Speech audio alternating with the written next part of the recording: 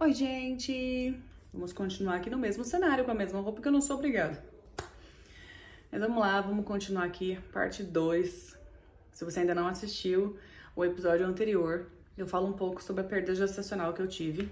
Eu tive 2 gestações químicas e tive uma gestação que eu tive uma perda de quase 4 meses. Então, se você ainda não é inscrito no canal, se inscreve aqui no canal. Se você ainda não me segue no Instagram, se inscreve lá, karina.f.souza. Vamos ficar aqui todo mundo bem juntinho pra esse canal subir e eu ter o quê? Um pouquinho de fama. Brincadeira. Mas então, gente, continuando, como eu disse pra vocês no último vídeo, eu nunca senti tanta dor na minha vida. E o único apoio que eu tive naquele momento foi o Richard, que é um cara, assim, excelente, e que esteve ao meu lado a noite inteira. Os dias passaram, você começa a se sentir assim, a palavra talvez não seja essa, mas o que eu senti foi que eu era uma pessoa inútil. Parecia que tudo que eu fazia, eu sentia falta de estar grávida, de estar com aquele... Até o enjoo eu senti falta. E o tempo vai passando, aí eu já estava desempregada, que isso é uma coisa pra mim que foi uma coisa muito estranha. Mesmo você grávida, você pode ser mandada embora em Portugal. Não tem essa igual é aqui no Brasil, né? E ali eu quis começar a entender o porquê eu tive essa perda.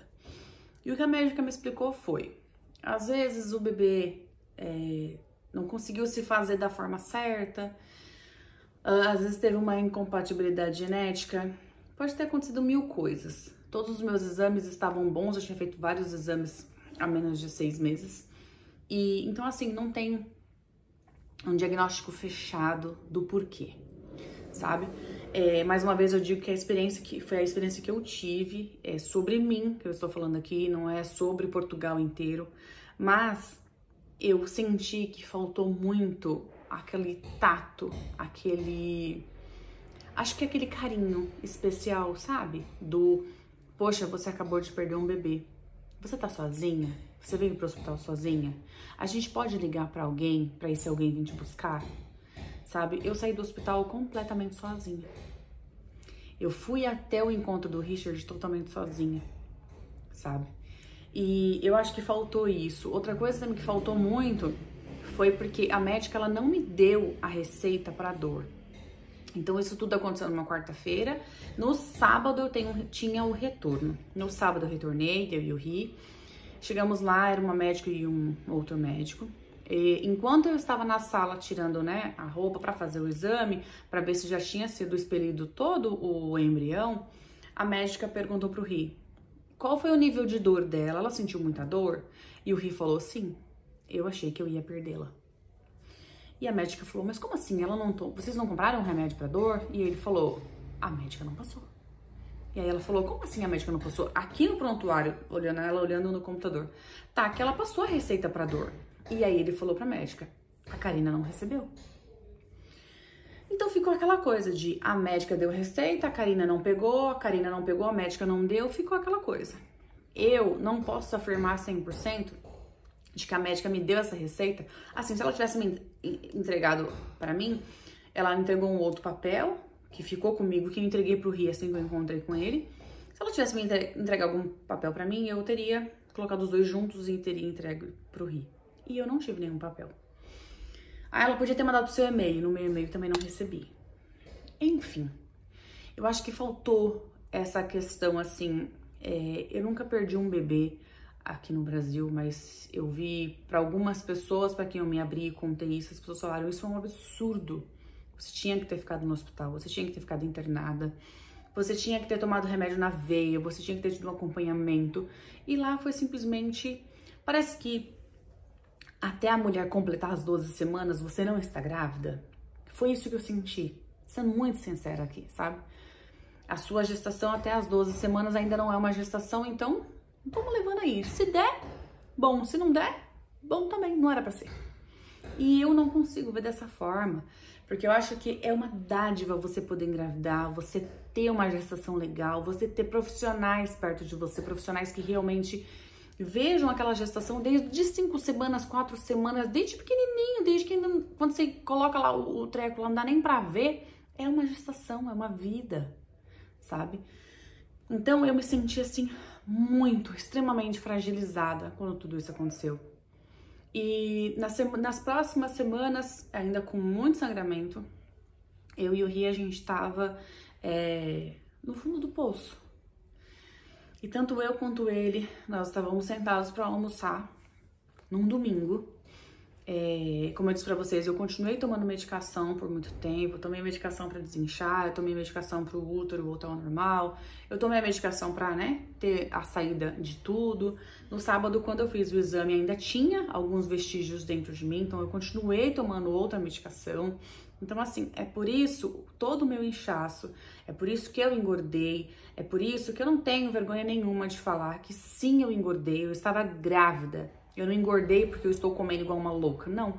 Eu engordei porque eu estou grávida. E também, se eu estivesse comendo como uma louca, isso seria uma compulsão, isso também teria que ser tratado. Mas é muito fácil as pessoas olharem daí e só apontarem o dedo. Porque se você está muito magra, porque eu já cansei de ver diversas amigas que são extremamente magras, porque é o biotipo da pessoa. E as pessoas olharem, as pessoas julgarem também. Nossa, como a fulana tá muito magra. Mas se a fulana não pediu sua opinião, se a fulana não pediu pra você uma caixa de leite, um doce, um chiclete, não tipo de nada, não dê a sua opinião. Não é da tua conta se a pessoa está gorda ou se a pessoa está magra. Você não sabe o que a pessoa está passando. No meu caso, foi uma perda gestacional. Você que tá aí do outro lado, julgando, sem saber o que aconteceu, é muito fácil apontar e achar que simplesmente a pessoa está em casa coçando e engordando. Mas se ela quer viver assim também, não é da tua conta, entende?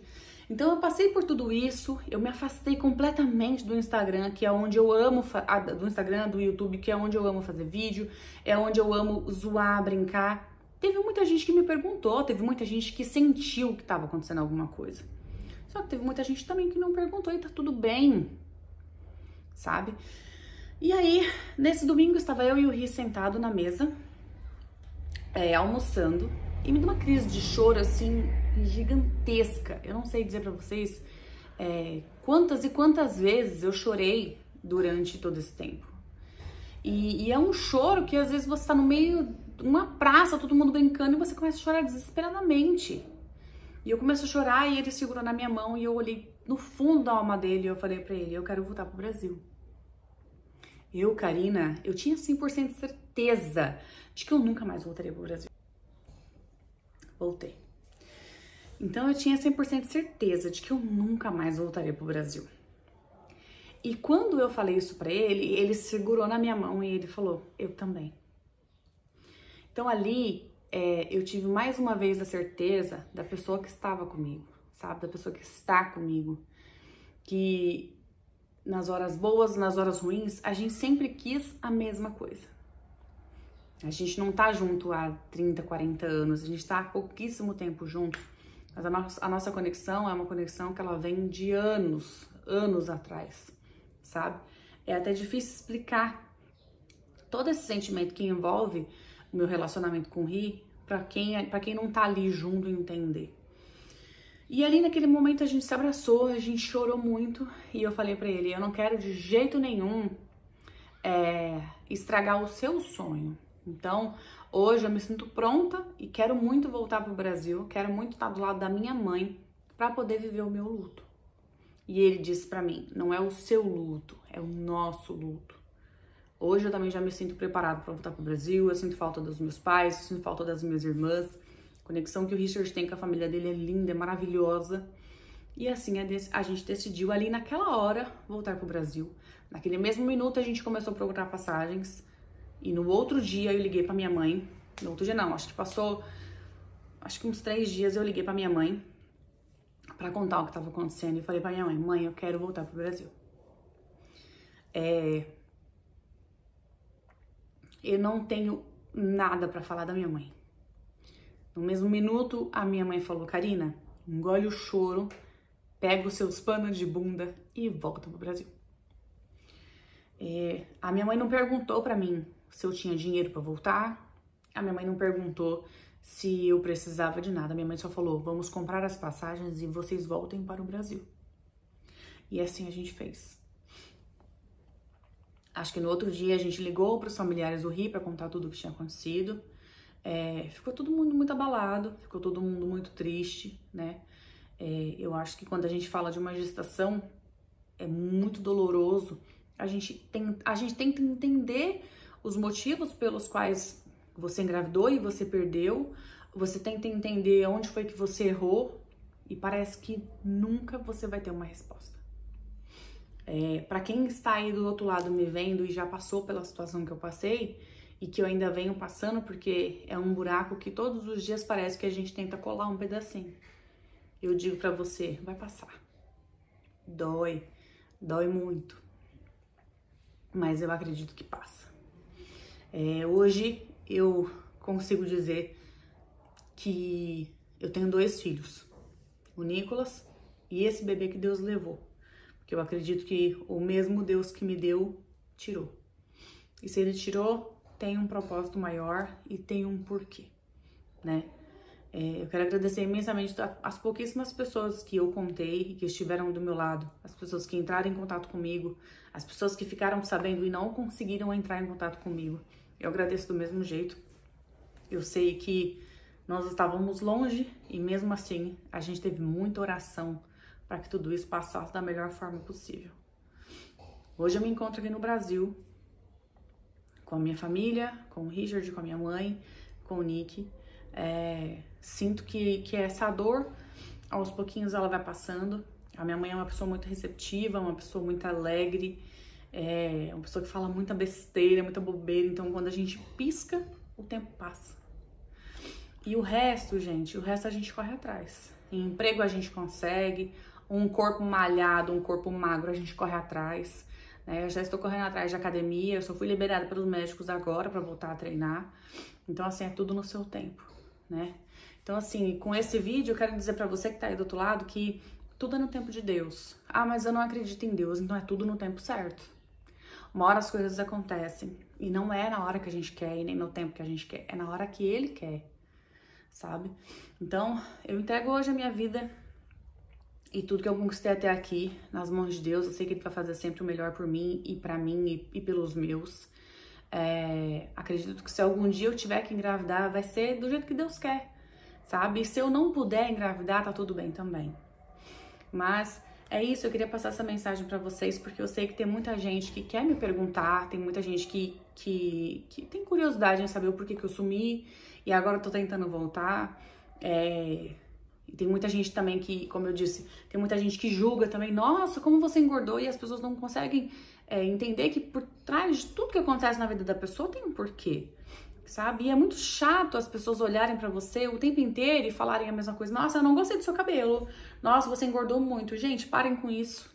Você não sabe o que a pessoa tá vivendo, você não sabe o que a pessoa tá sentindo, sabe? E muitas vezes quando você fala isso pra pessoa, ela já sabe, ela tem espelho em casa. Que em casa, por falta de um espelho, tem 4. E em Portugal também tinha. Então parem com isso, parem de julgar, parem de apontar o dedo. Olhe pra você. Se você tá magro, se você tá gordo, se você não tá, se você tá, olhe pra você. O resto, deixa que cada um cuide da sua própria vida. Beleza? Então é isso, essa é a parte 2.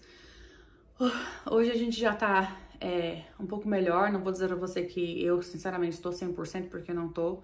Porque muitas vezes eu ainda choro e eu penso, por quê? Né? Por que, Deus? Por que eu tô passando por isso? As outras vezes que eu tive foram gestações químicas, que também podem acontecer, mas dessa vez foi uma gestação real. Tinha um bebê ali, eu vi o bebê, certo? Então, é isso. Quero muito que tudo passe logo. E daqui pra frente é correr atrás, né? Amanhã, sexta-feira, eu começo a academia, ó, falei? Sempre tem uma moto, um cachorro latindo, sempre tem tudo aqui. O importante é a gente estar feliz. Nunca esteja num local onde você não está feliz. Sabe, morar na Europa é tudo, é maravilhoso pela segurança e tudo mais. Só que se você for pôr na balança, hoje, se eu for pôr na balança o que eu ganhava lá em Portugal e o que eu ganho aqui no Brasil, é a mesma coisa. Ah, mas o poder de compra é melhor. Depende. Depende muito. Se você vai comprar um iPhone, toda vez que o iPhone lançar, você for comprar, beleza. Agora, e as outras coisas? Ao meu ver, é muito parecido, sabe? Então hoje eu tô aqui, amanhã talvez, mas hoje eu tô aqui no Brasil. E tô muito feliz de estar na minha casa, onde minha mãe conseguiu deixar tudo pronto, tudo bonitinho, só pra gente entrar